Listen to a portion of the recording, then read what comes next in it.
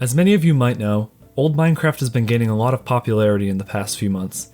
Videos talking about various parts of the game have been exploding in popularity, and I think there's good reason for that.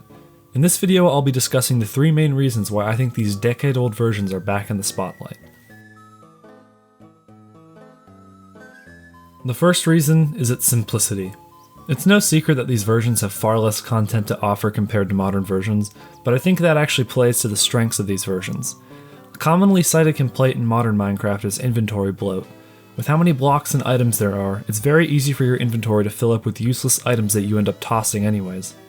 In old Minecraft, there's rarely any of this, as almost all of the items you pick up are useful, which leads to important decisions being made about what you want to keep. Additionally, hunger doesn't exist in versions before Beta 1.8. This brings such a huge change of pace since you don't have to continuously stop everything you're doing and eat.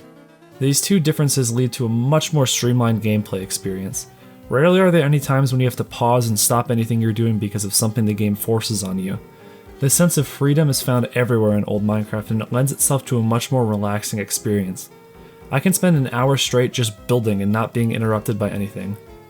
In modern Minecraft, in that span of time, I might be interrupted by eating constantly, random pillager troops appearing no matter what time of day, and wandering traders.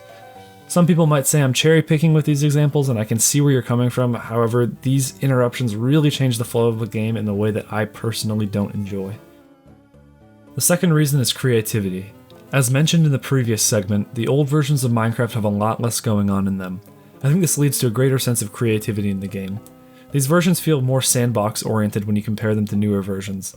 As I've discussed in previous videos, the lack of any structures make it feel as though you're truly the only person in the world. When building, it feels as though you're the sole person shaping the world around you. The block palette also lends itself to this sense of creativity. While the massive amount of blocks in modern Minecraft gives versions near limitless options when choosing what to build with, that sense of bloat I discussed in the first section comes back to bite. Building beautiful structures in modern Minecraft feels far less accessible nowadays because A, the quality and expectations of Minecraft builds continue to rise faster than the average Minecraft player can catch up, and B, simple builds just don't look as good in new versions. When comparing the classic wooden box starter house in old versions to the same build in new versions, something just feels off. Part of that might have something to do with the color palette and the lighting being different, but I just don't think it looks as good in modern versions. I'm not saying that it looks particularly great in old Minecraft, I just think that simple and blocky builds like this really fit the style and art direction of old Minecraft far more than they do in the newer versions. I can picture newer players struggling to build in these new versions as the options they have available to them make it difficult for simple building choices to be made. On the other hand, to play devil's advocate, I'm looking at this through the lens of a casual player.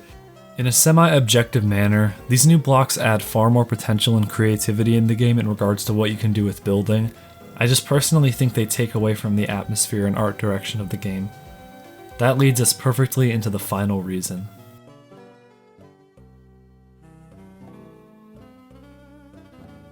Reason 3 is nostalgia. It's no secret that nostalgia plays a huge factor in people's enjoyment of old Minecraft. I've talked about this in another video, which you should definitely go check out after this one as I dive into this topic in much more detail. The fact of the matter is, people find things from their childhood enjoyable and want to be able to revisit them. It's the same effect with games like Mario 64, Ocarina of Time, and Halo. Yes, these are great games on their own, but the fact that so many people grew up with these titles as staples of their childhood goes a long way in creating the legacy and esteem that these games carry.